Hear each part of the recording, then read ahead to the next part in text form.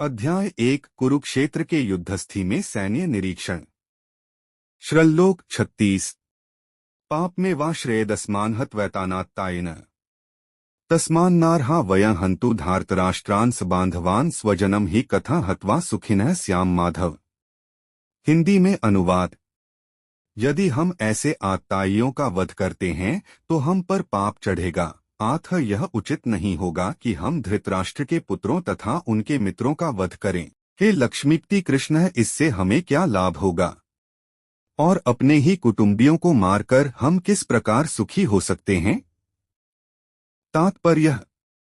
वैदिक आदेशानुसार आत्ताई 6 प्रकार के होते हैं। 1 विष देने वाला, 2 घर में अग्नि लगाने वाला, 3 घातक हथियार से आक्रमण करने वाला, 4 धन लूटने वाला, 5 दूसरे की भूमि हड़पने वाला तथा 6 पराई स्त्री का अपहरण करने वाला। ऐसे आत्ताइयों का तुरंत वध कर देना चाहिए, क्योंकि इनके वध से कोई पाप नहीं लगता। आत्ताइयों का इस तरह वध करना किसी सामान्य व्यक्ति को शोभा दे सकता है, किंतु अर्जुन कोई सामान्य व्यक्ति नहीं है। वह स्वभाव से साधु है, अतः वह उनके साथ साधुवत व्यवहार करना चाहता था, किंतु इस प्रकार का व्यवहार क्षत्रिय के लिए उपयुक्त नहीं है। यद्यपि राज्य के प्रशासन के लिए उत्तरदायी व्यक्ति को साधु प्रकृति का होना चाहिए, किंतु उसे कायर नहीं होना चाहिए। उदाहरणार्थ, भगवान राम इतने साधु थे कि आज भी लोग रामराज्य में रहना चाहते हैं, किंतु कभी कायरता प्रदर्शित नहीं की। रावण आत्ताई था क्योंकि वह राम की पत्नी सीता का अपहरण करके ले गया था, किंतु राम ने उसे ऐसा पाठ पढ़ाया जो विश्व इतिहास में बेजोड़ है। अर्जुन के प्रसंग में विशिष्ट प्रकार के आत्ताइयों से भेंट होती है। ये हैं उसके निजी पितामह, आचार्य, मित्र, पुत्र, पौत्र इत्यादि। इसीलिए अर्जुन ने विचार किया कि उनके प्रति वह सामान्य आत्ताइयों जैसा कटु व्यवहार न करे। इसके अतिरिक्त साधु पुरुषों को तो क्षमा करने की सलाह दी जाती है। साधु पुरुषों के लिए ऐसे आदेश किसी राजनीतिक आपातकाल से अधिक महत्व रखते हैं। इसीलिए अर्जुन ने विचार किया कि राजनीतिक कारणों से स्वजनों को मारकर वह अपने जीवन तथा शाश्वत मुक्ति को संकट में क्यों डाले। अर्जुन द्वारा कृष्ण को माधव अथवा लक्ष्मीपति के रूप में संबोधित करना भी सार्थक है।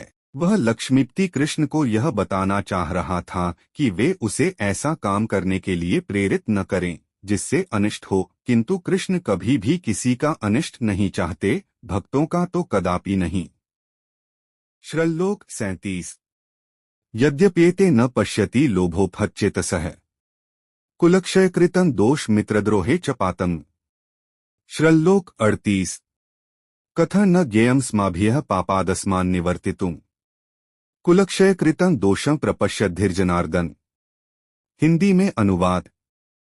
हे जनार्दन, यद्यपि लोभ से अभिभूत चित्त वाले ये लोग अपने परिवार को मारने या अपने मित्रों से द्रोह करने में कोई दोष नहीं देखते, किंतु हम लोग जो परिवार के विनष्ट करने में अपराध देख सकते हैं, ऐसे पाप कर्मों में क्यों प्रवृत्त हों। तात्पर्य। क्षत्रिय से यह आशा नहीं की जाती कि वह अपने विपक्षी दल द्वारा युद्ध करने या जुआ खेलने का आमंत्रण दिए जाने पर मना करे। ऐसी अनिवार्यता में अर्जुन लड़ने से नकार नहीं सकता, क्योंकि उसको दुर्योधन के दल ने ललकारा था। इस प्रसंग में अर्जुन ने विचार किया कि हो सकता है कि दूसरा पक्ष इस ललकार के परिणामों के प्रति अनभिज्ञ हो, किंतु अर्जुन को तो दुष्परिणाम दिखाई पड़ रहे थे, अतः वह इस ललकार को स्वीकार नहीं कर सकता। यदि परिणाम अच्छा हो तो कर्तव्य वस्तुतः पालनीय है, किंतु यदि परिणाम विपरीत हो तो हम उसके लिए बाध्य नहीं होते। इन पक्ष विपक्षों पर विचार करके अर्जुन ने युद्ध न करने का निश्चय किया। श्रल्लोक 39।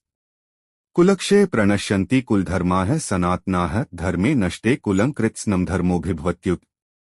हिंदी में अनुवाद। कुल का नाश होने पर सनातन कुल परंपरा नष्ट हो जाती है और इस तरह शेष कुल भी अधर्म में प्रवृत्त हो जाता है। तात्पर्य। वर्णाश्रम व्यवस्था में धार्मिक परंपराओं के अनेक नियम हैं, जिनकी सहायता से परिवार के सदस्य ठीक से उन्नति करके आध्यात्मिक मूल्यों की उपलब्धि कर सकते हैं। परिवार में जन्म से लेकर मृत्यु तक के सारे संस्कारों के लिए वयोवृद्ध लोग उत्तरदा 185.00774 वृद्धों की मृत्यु के पश्चात संस्कार संबंधी पारिवारिक परंपराएं रुक जाती हैं और परिवार के जो तरुण सदस्य बचे रहते हैं वे अधर्म व्यसनों में प्रवृत्त होने से मुक्तिलाभ से वंचित रह सकते हैं। किसी भी कारणवश परिवार के वयोवृद्धों का वध नहीं होना चाहिए।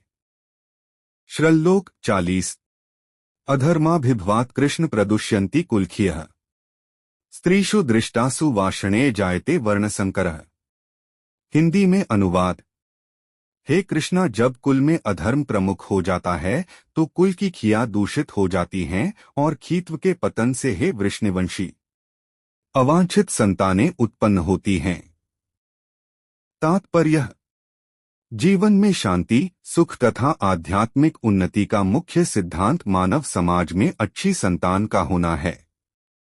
वर्णाश्रम धर्म के नियम इस प्रकार बनाए गए थे कि राज्य तथा जाति की आध्यात्मिक उन्नति के लिए समाज में अच्छी संतान उत्पन्न हो। ऐसी संतान समाज में स्त्री के सतीत्व और निष्ठा पर निर्भर करती है। जिस प्रकार बालक सरलता से कुमार्गामी बन जाते हैं, उसी प्रकार खिया भी पत्नोन्मुखी होती हैं। बालकों तथा स्त्रियों दोनों को ही समाज के वयोवृद्धों का संरक्षण आवश्यक है। खिया विभिन्न धार्मिक प्रथाओं में संलग्न रहने पर व्यभिचारिणी नहीं होंगी।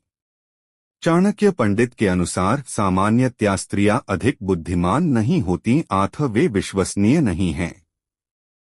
इसलिए उन्हें विविध कुल परंपराओं में व्यस्त रहना चाहिए और इस तरह उनके सतीत्व तथा अनुरक्ति से ऐसी संतान जन्मेगी जो वर्णाश्रम धर्म में भाग लेने के योग्य होगी। ऐसे वर्णाश्रम धर्म के विनाश से यह स्वाभाविक है कि स्त्रियां स्वतंत्रतापूर्वक पुरुषों से मिल सकेंगी और व्यभिचार को प्रश्रय मिलेगा, जिससे अवांछित संतानें उत्पन्न होंगी।